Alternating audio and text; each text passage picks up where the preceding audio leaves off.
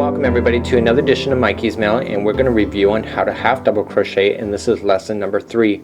So we reviewed on how to start it, do the double crochet right in lesson number 1. Lesson number 2 we did single crochet.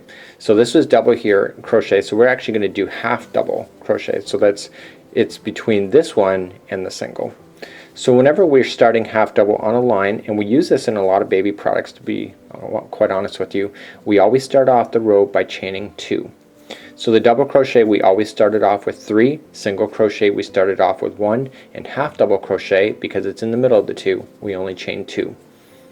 So because it's like the double crochet, we want to make sure that we're going to jump over immediately to the next stitch. The single crochet, we just stayed in the first stitch, right? So we want to jump the one, and now this is where we pay attention again to the actual posts. So we stick our material in, we pull it through, and now we have 3 left on our hook. Grab that material and pull it all the way through all 3, and that is a half double crochet. So grabbing the material, going into the next stitch available, pull the material through. You have 3 on your hook, pull through all 3. So in, got to wrap first, and in, pull through all 3. So why do a lot of babies products have this kind of idea? And the simple fact is that it's a nice tight stitch, and yet the product can grow pretty quickly at the same time, and it's not as airy as the double crochet. You can see there's a lot of air between there, and when you're wearing a hat with double crochet, it will not keep you warm, that's for sure. The air will pass right through, and you might as well just go outside with a bald head. So wrapping it, going through, pull through 3. Oops, I'm forgetting to wrap because I just did a whole row of single where I didn't have to. So wrap, and pull through all 3. So wrap, I should talk myself through it, going in, pull through all 3. So wrap and through, pull through, go through all 3. Wrap, through. So again, just like the double crochet and the single, we have to watch out for the posts on the end so that you know where the edge will be. Okay, so we want to make sure we are paying attention to the posts. So we got actually 1 post, 2, and we actually got 3 right here. So we have 3 left on this particular line. So we want to make sure we put in our 3. So this is the second last one. And a lot of people would finish here because they think that this is kind of bulged out, and it's bulged out because it's a stitch.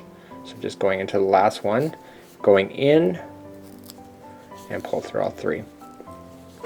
Okay, so you can see we matched that perfectly, and we're going to rotate the material again, and let's work our way up. So just like I said before, we have to chain up 2, 1 and 2.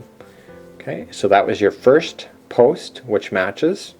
Okay, so now we want to move immediately to the second stitch over and pull through all 3. Again, all 3. So just going in and all 3, in, all 3, in, all 3, in, all 3. And remember, crochet is really not a race. You go at a pace that makes sense for you.